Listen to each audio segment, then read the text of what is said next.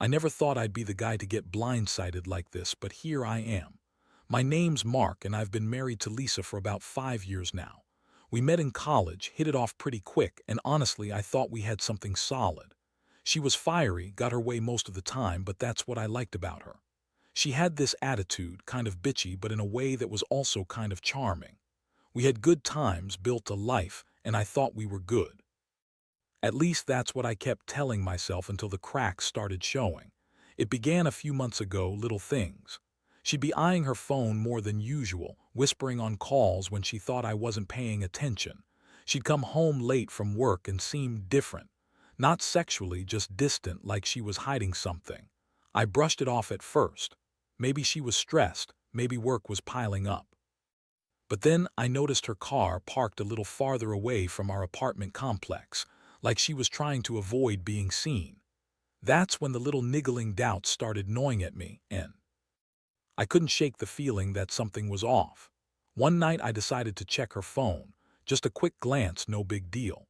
I wasn't snooping, okay, maybe I was, but I found texts that made my stomach turn. Flirty messages, not just innocent banter, but stuff that clearly crossed the line. She was talking about meeting someone, using code words, saying how she'd miss him and can't wait to see him again. I saw a picture too. She sent a selfie, all dressed up, smirking like she knew she was doing something wrong. My blood boiled. I felt like I'd been punched in the gut. How long had this been going on? Was it just sex, or was it more? I didn't even want to think about what she was doing with this guy. The thing is, Lisa has always been good at hiding her tracks. She's a master liar, and she's got a quick tongue. She can spin stories about anything, about why she's late, where she's been, who she's been with.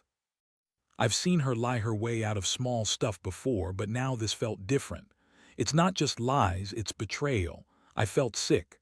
The worst part. I still loved her, or at least I thought I did. But now, after what I found, I wasn't sure I knew who she was anymore. I kept replaying that night in my head, the moment I saw those texts, that selfie.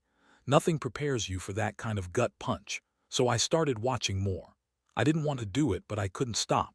I checked her emails, her social media, even installed some spyware on her phone. Don't judge me, I was desperate. Everything pointed to one thing: she was cheating. And not just with some random guy, but with the most unexpected person. Our country's most influential security advisor, Robert. Yeah, I know. It sounds like a bad political thriller, but it was real. Classified briefing materials, secret meetings, the whole 9 yards. Somehow that sneaked its way into her bedroom, or at least, that's what it looked like. I found encrypted files, hidden folders, and messages that hinted at a relationship that could ruin everything. I couldn't believe it at first. I thought, no, this has to be some bad joke, but the evidence kept piling up. I knew I had to confront her, I just didn't know how, and honestly I didn't know how to feel. Angry, disgusted, heartbroken, all of the above. This wasn't just about a cheating wife anymore. It was about secrets that could get us both killed if they ever got out. I was caught between wanting to expose her and wanting to break down. I hadn't slept in days, and every time I closed my eyes I saw her face, that smug look she had when she thought she was getting away with everything. I felt betrayed but also confused. How could she do this? How could she risk everything, our marriage, her career, our future, for some affair? And especially with someone who was supposed to be protecting our country. That night I sat on the edge of our bed staring at her phone's last message. It read, "Can't wait to see you tonight. Hurry up, babe." The words refused to leave my mind. I had all I needed now. I knew I had to confront her, but that's where things got complicated. Because once I did, I didn't know if I could ever go back to pretending everything was fine. I wasn't just upset, I was furious.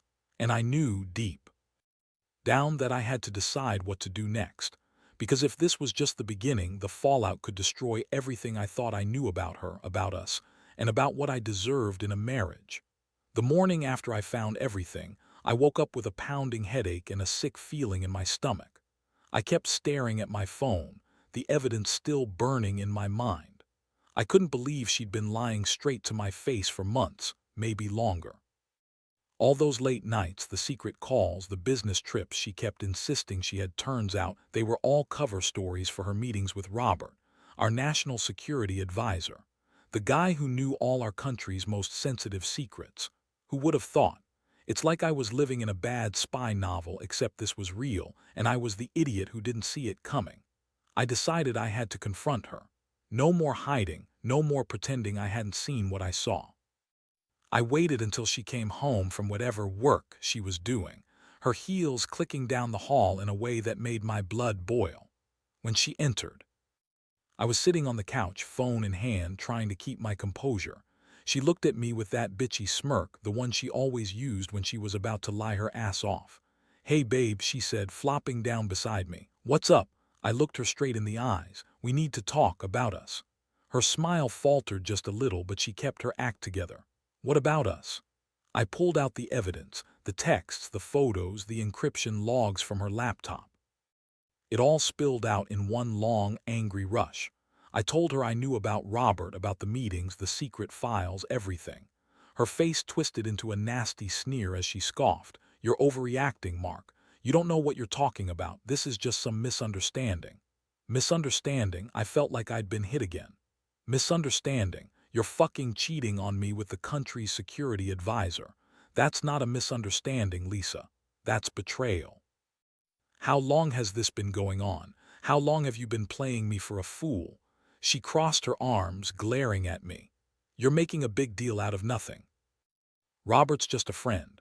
We're just working together, that's all. You're paranoid. You always hated when I had a life outside of you." I felt my fists tight. "Working together, don't lie to me. I saw the files, Lisa. The encrypted messages, the secret meetings. You think I'm stupid, or that I don't understand what this means. Our country's secrets are out there because of you and him. Do you even realize what you've done?" She rolled her eyes and scoffed. "Oh, please, you're overthinking everything. Robert and I were just friends. We have a chemistry, sure, but it's nothing serious. You're just jealous and insecure. You always think the worst. Maybe if you paid more attention to me, I wouldn't have to find comfort somewhere else." That hit me hard. Her words, her attitude, like she was trying to gaslight me, like I was the crazy one. I felt a mixture of rage, heartbreak, and utter disbelief. How could she be so callous? How could she turn this into some kind of joke? I knew she was lying, but it was like she was trying to break me. That moment, I realized she didn't care about me or what I felt. She just wanted to keep her secret, keep her affair, keep her power over me. I told her to leave, not just the apartment, but to get out of my life for good. I wanted her gone, out of my sight, out of my head. She screamed, yelled some more about how I was overreacting, that I was crazy and paranoid. But I didn't care. I was done listening to her bullshit. I was done being played. When she finally stormed out, slamming the door behind her, I sat there, shaking, realizing that everything I thought I knew about my wife was a lie. That was just the beginning, because now I had to figure out what to do with the mess she left behind. The files, the secrets, the betrayal. My life was completely upended. I couldn't focus on anything else for days. Every time I closed my eyes, I saw her sneering face, the secret meetings, the encrypted files. It all felt like a nightmare I couldn't wake up from. I knew I had to be smart. I started talking to some contacts I had in the intelligence community. They confirmed what I already suspected, that the breach she caused could have serious consequences for national security. I wasn't just dealing with a cheating wife anymore. I was sitting on a ticking time bomb. My mind kept circling back to Robert. What else did I not know? How deep did this thing go? I felt like I was drowning in a sea of lies and secrets that I couldn't escape. I realized then I had to be careful. This wasn't just about saving my marriage or my pride. It was about protecting everything I held dear, even if it meant going to war with my own wife. After that explosive confrontation, I knew I couldn't just let things sit. Lisa's betrayal was bigger than I initially thought. It wasn't just some affair. It was a breach of national security, and somehow, I was the only one who knew the full extent of what had happened. The files, the encrypted messages, they weren't just about a woman cheating on her husband. They were about secrets that could compromise our entire government. I felt the weight of it pressing down on me every second, like I was carrying a secret that might destroy everything if it got out. I started digging even deeper, going through everything I had saved on her laptop, her phone, her emails. I couldn't trust her anymore, and now I didn't trust anyone. I reached out to a couple of old contacts in the intel world, people I knew I could trust to handle this discreetly. I told them what I had, just enough to get their attention, but not enough to blow everything wide open prematurely. I had to be smart. I knew Lisa's ego was massive, and she'd spin her lies in a heartbeat to save herself, so I had to prepare for every possible move. In the meantime, I stayed quiet around her. She kept calling, sending texts, trying to manipulate me into taking her back, but I wasn't having it. Her words were just more lies. I kept my distance, watching her every move. I noticed she was more anxious now, more paranoid. She probably knew I was onto her, that I had seen the files and was actively digging. The way she tried to act normal, like everything was fine, was even more infuriating. She thought she could just lie her way out of it, but I wasn't buying it anymore. I could see the cracks in her facade. One night, I decided I needed evidence of her next move. I set up a dummy account to monitor her communications. It wasn't just about revenge anymore. It was about protecting the country's secrets. I knew she was planning something, probably trying to erase her tracks or meet Robert again. I caught her trying to access some encrypted files on her laptop late at night. Her eyes darted around and she was sweating like she was hiding something even bigger. When I saw her fiddling with the files, I felt a strange mixture of anger and disgust. This wasn't just infidelity, this was treason. She was risking everything for some quick sex, some thrill, and she didn't even care about the fallout. The next day, I decided I needed to act, not just to confront her again, but to make sure she paid for what she did. I contacted the legal team I knew, people who dealt with security breaches. I wanted to see what legal options I had, whether I could file for a separation or even something more severe. I also knew I had to be careful if she suspected. I had gone this deep, she might try to cover her tracks even more. I didn't want her to destroy the evidence or make this worse. While all this was going on, Lisa kept trying to gaslight me, calling me paranoid, saying I was imagining things. But I knew better now. I'd seen too much. I'd uncovered her lies, her manipulations, her betrayal, and I was starting to understand just how dangerous she was. The woman I married was gone, replaced by someone who put her own selfish needs above everything else, even national security. I realized I was living in a different world now, one where trust was shattered and secrets ruled everything. I couldn't sleep at night. I kept waking up, haunted by the thought that she had possibly sold secrets, endangered lives, all for a fling, and I knew I had to do something fast. I couldn't let her walk away scot-free, not just for my sake, but for the safety of millions. So I laid out my plan, gather all concrete evidence, prepare to confront her with it, and figure out my next move carefully. Because once I put everything out in the open, there was no going back, and I wasn't sure if I was ready for how far this could go. All I knew was that I couldn't stay silent anymore. The betrayal had gone beyond just a marriage. It was a national security crisis, and I was the only one who knew the truth. Over the next few days, I threw myself more intensely into gathering evidence. I didn't trust Lisa anymore, and with good reason. She was slipping, making mistakes, trying to cover her tracks, and I was determined to catch her in the act. I remote-locked her phone, monitored her emails, and kept a close watch on her movements. Every conversation, every glance she threw my way only confirmed what I already suspected. She was planning something. Maybe to erase her digital trail, maybe to meet Robert again. Whatever it was dangerous. One night I caught her sneaking into the study, fiddling with her laptop at an unusual hour. She looked frantic, her hands trembling as she tried to delete files. I slipped into the room quietly and saw her trying to wipe encrypted folders. She was panicked, more than I'd ever seen her. It was like watching a criminal trying to cover her tracks. That was the moment I realized she was bracing for something big. I had to act fast. I decided to set a trap. I left a digital breadcrumb, an encrypted message on her computer, one that would trigger an alert if she accessed it. It was a gamble, but I needed to know what she was planning. Sure enough, a few hours later, I received the notification. She'd gone for it. My heart pounded as I watched her open the message on her screen, her eyes darting around before reading it. It was a warning, a threat, a silent message that I knew what she was doing. This confirmed everything. Now I was more determined than ever. I called my contacts again, told them about her latest moves, and asked for advice on how to proceed without blowing everything open prematurely. I didn't want her to cover her tracks, but I also didn't want her to hurt anyone else or get herself into deeper trouble. We agreed I should confront her with the evidence, but I had to be cautious. I couldn't just storm in and accuse her. If she suspected I was onto her, she might burn everything to the ground and I'd lose the only leverage I had. Meanwhile, Lisa kept acting innocent, at least outwardly. She'd pretend everything was normal, throw around playful insults, act like she was the victim. I could see through her fake smiles, her fake tears. She was trying to manipulate me to make me feel guilty for suspecting her. But I didn't buy into her act anymore. I knew her better than she thought. That bitchy attitude she always had. It was her armor, her shield to hide the truth. Now her mask was cracking and I could see the desperation underneath. One afternoon, I finally decided I'd had enough of the games. I called her into the living room, calmly but firmly. I had the evidence laid out, printed copies of the encrypted files, logs of her attempts to delete data, and the messages from her encrypted account.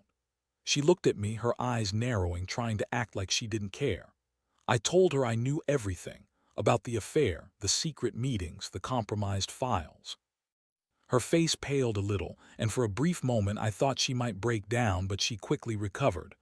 "Look," she said, crossing her arms again, her voice dripping with that bitchy tone. "You're overreacting, Mark. You don't have all the facts. You're making this bigger than it is. I was stressed, okay? I made mistakes, but it doesn't mean I'm a traitor or some spy." I stared at her, feeling a mixture of disgust and anger. Mistakes? You think lying and cheating and risking national security is just mistakes? Lisa, you've crossed lines I never even imagined. You and Robert, you're risking everything for sex. Do you even understand what you've done? Or are you just too selfish to see it? She rolled her eyes and scoffed. "You're just jealous, Mark. Jealous because I have a life outside of you. I don't owe you everything, and I sure as hell don't owe you an explanation for everything I do. Maybe you should get off your high horse and accept that I'm not perfect." That was the moment I realized I couldn't trust her anymore, not even with the truth. She was spinning lies just like I expected. It was like talking to a wall of bullshit. I knew I had to make a choice, continue down this path and risk everything, my career, our safety, my sanity, or cut her loose and try to protect what I could. I told her I was done talking, that I'd be making calls and that she needed to leave. She threw a fit, yelling, calling me paranoid and controlling, but I didn't care. I was done listening to her lies. As she stormed out, saying she'd make me regret this, I sat there, stunned but relieved in some sick way. I had everything I needed now. Her lies, her desperation, everything was on the table. I realized the real battle was just beginning. I was no longer just her husband. I was now a man caught in a dangerous, high-stakes game. The worst part, deep down, I knew this wasn't just about her cheating. It was about secrets, betrayal, and a potential national security disaster. And I was the only one who knew enough to do something about it. The days that followed felt like walking on a razor's edge. I kept everything bottled up, but inside I was unraveling. Every time I closed my eyes, I saw her face, her sneering, manipulative expression, like she thought she could lie her way out of anything. I knew I had to act fast, but I also knew I had to be careful. Lisa was smart, resourceful, and ruthless when she thought she was cornered. I couldn't let her destroy everything I'd worked for. I coordinated with my contacts in the intelligence community, and they confirmed what I already suspected. Lisa's affair with Robert wasn't just a personal betrayal. It had serious national security implications. The encrypted files, the secret meetings, the way she kept trying to wipe her digital trail, all signs pointed to her attempting to cover her tracks. If Robert was as deep in this as I feared, he might have already compromised vital classified information. I couldn't let that happen. I decided I needed to gather concrete evidence that proved her active involvement, not just suspicion. I set up a covert surveillance plan, installing a hidden camera in the study where she worked late at night. I didn't want to do it, but I was desperate. If she was planning to meet him again or destroy evidence, I had to catch her in the act. Sure enough, one night, I watched her document passwords, encrypt files, and make calls that I couldn't hear, but the body language told me everything. She was nervous, hurried, trying to erase something. My stomach sank. This wasn't just an affair anymore. It was a breach of national security, and she was trying to cover her tracks for good. Later that night, I finally confronted her directly. I played back the footage, showed her the encrypted files, and explained what I knew. Her face flickered with panic, panic mixed with defiance. She snapped at me, denying everything, calling me paranoid, claiming I was crazy for thinking she'd do anything to harm our country. The way she lied, the way her eyes darted around. I knew she was scared, but she also thought she was smart enough to outsmart me. I told her I had enough evidence to hand over to the authorities if she didn't come clean. Her reaction was a mix of anger and contempt. "You've gone mad, Mark. You're just jealous, or you're paranoid because I found someone who actually cares about me. Robert's just a guy I work with. You're making this into some kind of conspiracy because you're insecure." That was her go-to line: blame me, twist everything around. I felt the rage boiling over, but I kept my cool.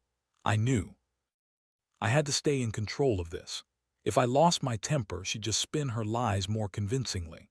I started planning my next move. Had to get her out of the house temporarily, make her realize I wasn't messing around. I contacted a lawyer who specialized in high-stakes security cases. The lawyer told me I had options: file for a restraining order, signal to the government that she was a threat, and prepare for a possible arrest if she continued to pose a risk. I didn't want it to come to that, but I knew I had to be ready. The more I uncovered, the clearer it became. She was risking everything, not just her marriage, but the integrity of our national secrets. Meanwhile, Lisa kept trying to manipulate me, calling me everything under the sun: jealous, insecure, controlling. She even accused me of spying on her, which was rich coming from her. I knew she was desperate, trying to spin the story so that I looked like the crazy one. But I wasn't buying it anymore. I had seen too much, heard too many lies, and caught her red-handed trying to delete evidence again. Her ego was shattered, and she knew I was closing in. The woman who once was so confident, so bitchy and self-assured, now looked terrified and cornered. I also made sure to document everything. Every suspicious activity, every lie she told, every encrypted file I found. I wanted a paper trail, not just for legal reasons, but also to remind myself that I wasn't imagining things. This betrayal went way beyond personal hurt. It was a national security breach, and I had to treat it like one. I was no longer just her husband. I was now a reluctant spy, protecting secrets I never wanted to know about. The worst part wasn't just the betrayal, it was the feeling that everything I believed in was a lie. My marriage, my country's safety, my trust in her, all shattered. I started questioning everything. How deep did this go? Was she still lying to my face? Had she already handed over secrets? I didn't have all the answers, but I knew I had to act before it was too late. I couldn't let her get away with this, not just for me, but for everyone. I was starting to realize that this wasn't just a personal betrayal. It was a national crisis in the making, and I was the only one who knew the full truth. The final week was a blur of sleepless nights and tense planning. I knew I had to make a move, but I also knew I had to do it carefully. This wasn't just about catching a cheating wife anymore. It was about preventing a disaster. I reached out to the right authorities, passed along everything I'd uncovered: encrypted files, encrypted messages, evidence of her attempts to delete crucial data. I warned them she was dangerous, that her actions could compromise national security. They took it seriously, but I also felt the weight of what I was about to do. Lisa, in the meantime, was losing her composure. She stopped pretending to be innocent. Her calls became frantic, her texts more desperate. I knew she was panicked, maybe realizing that I wasn't going to let her get away with this. I stayed composed, gathering my courage to finally confront her face to face with everything on the line. I wanted her to see that I was serious, that I wasn't going to be played anymore. This wasn't just a marriage issue. This was a security breach with consequences that could impact millions. One evening, I invited her over to the living room where I'd set up everything: her files, the evidence, and the recordings. Her eyes widened when she saw it all laid out. She tried to spin her usual lies, but I cut her off. I told her she'd crossed a line that couldn't be uncrossed. She'd betrayed her own country, her husband, and herself. I told her I knew about Robert, about the secret meetings, about the classified information she'd risked exposing. Her face paled, then twisted into anger and rage. "You think you're smart," she snapped. "You think you've got me now. This is just a misunderstanding. You're overreacting. I don't know what you're trying to prove, but you're wrong." Her voice shook, her bravado cracking, but I knew better. I'd seen her desperation, her lies, her manipulations. Trying to deny it now was futile. I told her she needed to leave immediately, that I was calling the authorities, and that her career, her reputation, and possibly her freedom were at stake. She screamed at me, calling me every name in the book, saying I was a jealous, controlling asshole who couldn't handle her success. She stormed out of the apartment in a rage, but this time she left everything behind. No more hiding, no more lies. I sat there in silence, feeling like I'd just survived a war. I'd done what needed to be done to protect everyone I cared about. Though I felt hollow, betrayed, and shattered inside, I also felt a strange sense of relief. I'd finally taken control of this nightmare. The truth was out, and the danger was neutralized for now. I knew Lisa wouldn't just disappear.